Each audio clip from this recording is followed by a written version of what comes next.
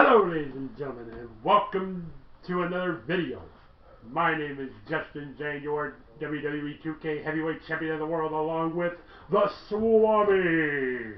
What's up, y'all? Sid Swami. We kicking it here. New camera, same old shitty couch. Brand new year 2017, and we're kicking off with our very first video of 2017, which is going to be awesome because it's Royal Rumble predictions. Yes. I love the Royal Rumble, dude. Like, I know WrestleMania is supposed to be like the best one, but of course I said my favorite is Money in the Bank. I love Money in the Bank. I love the whole idea of Money in the Bank because it was invented by a genius. But the Royal Rumble is a close second. And this year's Royal Rumble is the most excited I've been for Royal Rumble in a long freaking time. Yes. We've got so many awesome people that are going to be in the Royal Rumble this year. But we got a long way to go before we get to the actual match. Let's talk about some of the kickoff show matches. Alright, first one that we got up for grabs is Nia Jax versus Sasha Banks. The Boss versus the Beast. Oh, man. So is this the first time that these chicks have ever faced off? I believe it is. One-on-one, for sure. Yeah, man. This has been building up for a while. Nia Jax has really been bullying the crap out of Sasha Banks. Like she doesn't deserve it, but she does. Yeah, we know. He's got his own problems with Sasha. But, I mean, I'm going to have to go for, like, Sasha could possibly win this, but not by pinning her. Not by tapping her out with the bank statement. It would have to be, like, some kind of disqualification or count-out thing. But I think Nia Jax is just going to... This is, like, Nia Jax's big push. This is, like, the first real, like, main roster superstar that she's had a rivalry with. And she's had all the strength, you know, doing all these enhancement matches and stuff like that, and I feel like this is her time to like really break out. That's right. But the only reason I'm not predicting Sasha Banks for this is her pay-per-view loss record looks so freaking ridiculous.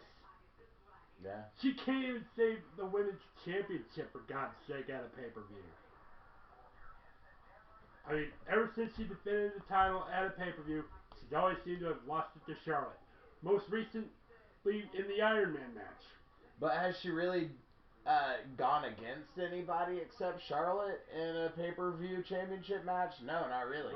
Nope. And what makes Sasha Banks any different from Paige, who had a rivalry with her and lost every time at pay-per-view? Or how about the other lady she had a rivalry with? You know who. Yeah. That she originally, you know, was the longest reigning Divas champion, but at a pay-per-view, here comes Charlotte. I mean, so your favorite WWE superstar is lost to Charlotte in a Royal Rumble or in a pay-per-view match. I don't think you should be so hard on the boss, man. She's awesome. She's beautiful. She can bump like a Hollywood stunt woman. Like some of the stuff that I see her do, I'm like, oh my god, she's gotta be dead. And then she gets up like right from it. So, Well, I don't think she's going to be able to get up from all the assault that she's going to suffer from Nia Jax. So I'm predicting that Nia Jax is going to decimate and end Sasha Banks. okay. Right. So then that brings us to the next match, which is the WWE Raw Tag Team Championship match. Which it's weird that the championship match is on the pre-show, but you know, it's whatever. We've got, of course, the current reigning champions, Sheamus and Cesaro. or as I like to call them, the European Odd Couple. They just can't get along against those two sweet good brothers, the Club. Luke Gallows and Carl Anderson. And the caveat to this is that there's going to be 2 referees assigned to the match. Nah, that won't have anything to do with the outcome of the match, I'm sure. But I mean, I never really was able to get behind the whole Sheamus and Cesaro tag team. I think that Sheamus and Cesaro individually are awesome. You know, a lot of people don't like Sheamus, but I think Sheamus is great, dude. I think the Brogue Kick is an awesome move. He's got an awesome look because he's got a fucking mohawk. He's a ginger. He's like pale white. Who else looks like that, dude? But I ain't with them as a tag team, man, but I am with the club as a tag team. I think they're awesome. I can't wait to see, those guys have rivalries with the New Day and like upcoming people like the Revival, DIY, the Authors of Pain, our new NXT tag team champions. I'm going for the club. I'm predicting for the club on this one. All right, I might as well go with the club too because they had the tag team titles on Raw, but the referee John Cone threw that decision out the window. Yeah, and that brings us to the final pre-show match. 6 women's tag team match from SmackDown as Nikki Bella teams up with Becky Lynch and Naomi to take on Natalya, Alexa Bliss, and the returning Mickie James. Yeah, I mean, Mickie James is back. She's super salty because of the attention that the women are getting now. It used to be the women's matches when everybody went to go take a pee break. But now the women's matches, like, they've done amazing main events on both Raw and SmackDown. We had the women's Hell in a Cell match, of course. Say what you want to about it. A lot of people thought maybe it wasn't that great. But and of course, the women's steel cage match from SmackDown. Yeah. I mean, Mickie James seems to think that the reason that this is happening is because in her era and her rivalries with Trish Stratus and Lita, that they basically paved the way for these women to do what they're doing now, and she's got a pretty good point. Yeah, but now Mickie James wants to let it be known that she wants to be known as part of this women's division and women's revolution. It wasn't until John Laurinaitis started becoming a talent scout and they changed the women's brand to Divas that things really went wrong. And a lot of people forget that Mickie James' career predates that whole Divas era, the bra and panties matches and bullshit like that. Like, she was kind of in the era between the Attitude Era, where really the only serious women's wrestler was Chyna, and the Divas era, which had a lot of great talent in it, but the way that it was branded was just stupid. It was really stupid. Mickie James was kind of in that beginning of the ruthless aggression into the Attitude Era spot where women's wrestling was really good. You had Lita, Trish Stratus, other amazing performers. Maurice, I think, made her debut around those times. Mm-hmm. Mickie James is back. She's going to be basically the veteran, and that's why I'm predicting for her team. She had a very impressive match at TakeOver. She didn't beat Asuka, but who the fuck can, right? Nobody's ever going to beat Asuka. Wow. As we see the TakeOver. Right. But I, too, am predicting Mickie James' team for the win on this one. Mm-hmm. Because how else can you let out a few bits of ring rust from Mickie James? She's a 5-time women's champion, so Mickie James has got this in the bag. Alright, now let's move on to the main card.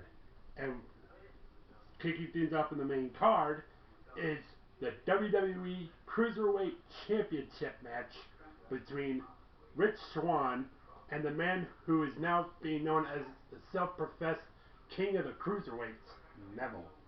Man, has Neville been just like super scary? He kind of reminds me of like a miniature Triple H between like the years of 2000 and 2003, like he's just, dude's whooping ass, his hair's all wet, he's scary, it's like down in his face. Wow. Scary dude, man. Neville somehow seems to have changed his attitude ever since he came into the Cruiserweight division. Yeah, I think that Neville has actually brought a really interesting storyline to the Cruiserweight division. Neville's over with me right now. Like, I really do think that Neville's a badass. I love Rich Swann. I mean, there's a lot of great performers in the Cruiserweight division. There's a lot of not so great performers. But for sure, Neville, Rich Swann, these are two of the top guys. And this is going to be an amazing match. Like, I feel like this has, like, Cruiserweight Classic level caliber match written all over it. Rich Swann has a devastating finishing move. He looks really strong. He's got all the charisma. But I'm going to have to predict for Neville in this one, man. he's just so dominant right now, and I think that it's his time to be champion. Yeah, and I have to say I have to agree with that. Neville can use his high flying and whatever tactics he's bringing up to this new attitude of his, and if he uses them quite enough, then he might very well be the next cruiserweight champion. We haven't disagreed on much lately, but you know we're only 2 matches into the main show, so. Oh, it's insane. Coming up next, though, is the last bout that is leading up to the big main events. Right, which is Charlotte Flair and Bayley going one-on-one for the Raw Women's Championship. Yeah, I mean, not to diminish the size of, this Women's Championship match is very important, but the crazy stuff that comes after this is like the fucking meat and potatoes of the show. Charlotte, undefeated at pay-per-views. I don't think she's going to be defeated at a pay-per-view yet. I think that might be a WrestleMania moment waiting to happen. So I'm going to predict for Charlotte in this one. Yeah. But I expect a great match, for sure. Yeah, I do expect a great match, but knowing Charlotte, she'll find any way she can in order to retain the title. Woo!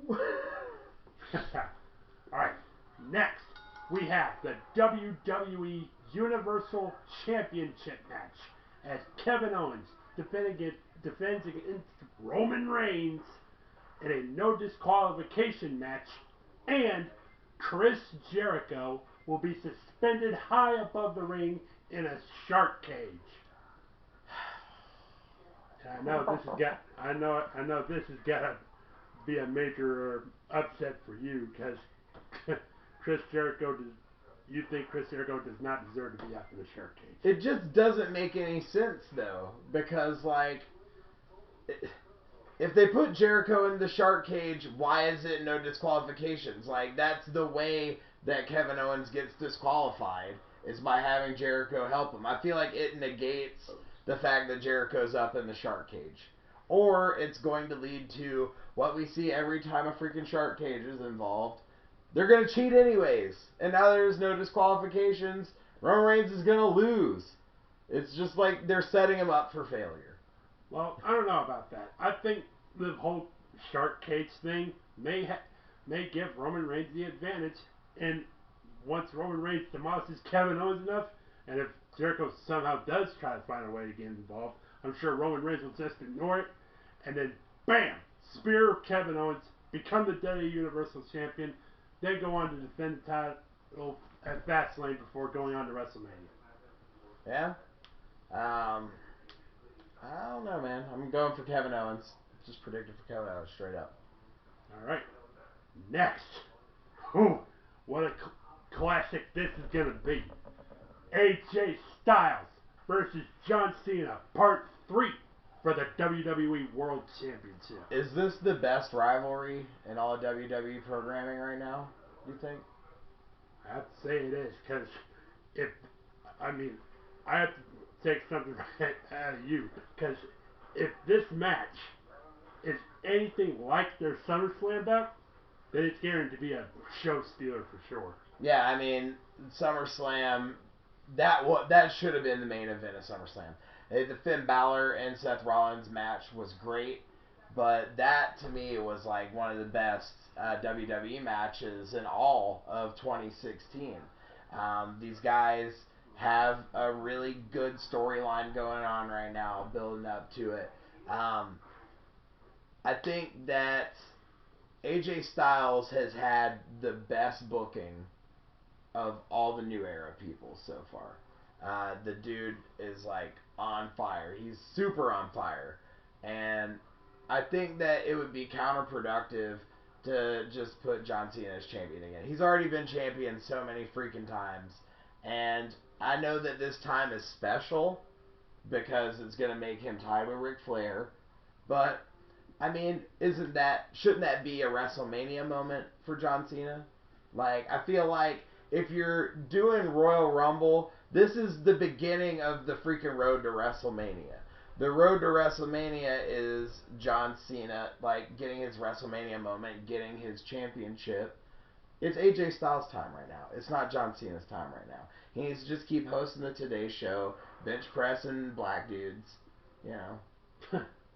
Well, I don't know about that. I think John Cena has done so much in the WWE than AJ Styles has done back in the Indies and around New Japan and all that. So John Cena for sure is no doubt going to make history and tie Ric Flair at 16 World Championships come the Royal Rumble.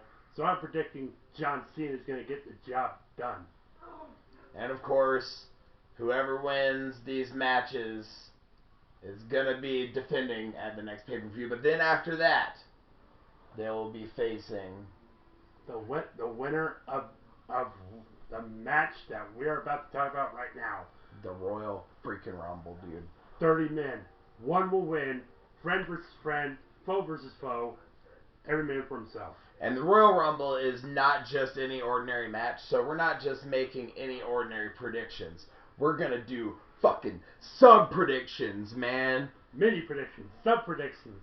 And then, of course, after all that, we'll give you guys who we think is going to win. So, one of the most awesome things about the Royal Rumble that people love so much is when you have your surprise entrance. Now, we all know that there's a big list of guys that are going to be in with the likes of Goldberg, Undertaker, Dean Ambrose, all these main event awesome dudes that they're putting in here. But there's going to be dudes that are entering this match that are going to make that even seem kind of boring.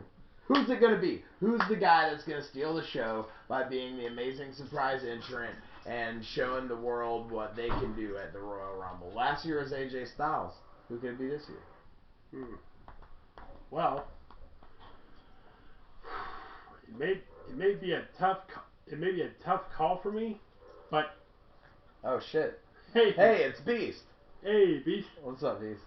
Now, as I was saying, it may be a tough call for me, but I think the return that's going to have the whole world talking is Finn Balor. Oh man, that is a good choice. That's who I wanted to come back in the Royal Rumble. I've been saying that shit since SummerSlam, but I knew that you would take that one, so I have come with a backup. And we saw him at NXT TakeOver tonight. No, it's not Samoa Joe. It is Tyler Bate. The first ever UK champion. The dude's 19 years old. He's got mad skills in the ring. He's only going to get better. He may be even one of the best someday. Like, if you haven't seen Tyler Bate yet, when this video's done, after you like, dislike, or comment, go over to the WWE Network. Check out that UK tournament. The finals is him. Well, I won't do any spoilers because we didn't do a predictions or any kind of video about that. But, man, badass kid. I think he's going to be in the surprise entrant. How about, what's your idea for a sub pick?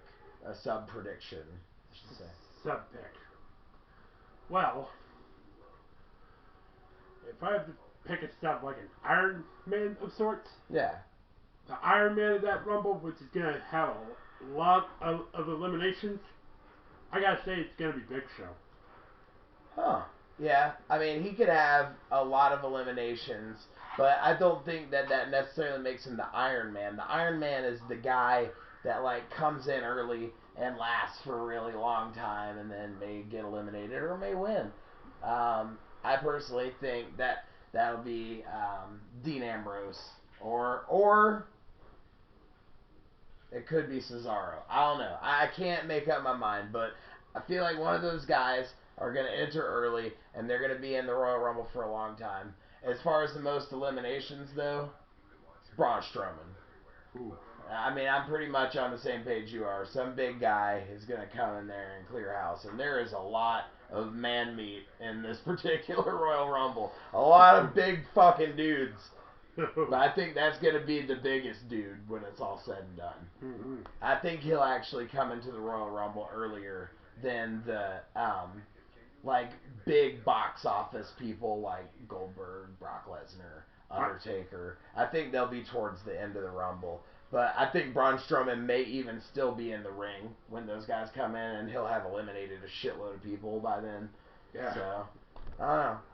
Royal Rumble is so unpredictable. It's really hard to just pick one guy to do it, but we got to do it. So I got to ask you, bro, who you predicting to win the whole thing? I'm predicting surprise return entrant by the name of the winner, Finn Balor. Yep. So you're predicting that he will surprise entry and then win the Royal Rumble. That would be amazing, man. History's shown that people have done that before. John Cena did it in 2008. Yeah. I mean, if you watch last year's Royal Rumble prediction, you know who I picked then. I'm sticking with the same guy. I pick him at every chance I can. Picking my man Jericho. But here's what I think. I think Jericho's going to do something. It's going to be something weird with Jericho. Maybe something involving the shark cage. I've heard some people talking on the internet about that. That would be a cool thing. I just feel like the best story at WrestleMania is Kevin Owens versus Chris Jericho, because they've been leading up to it for so long. And you know they're going to implode.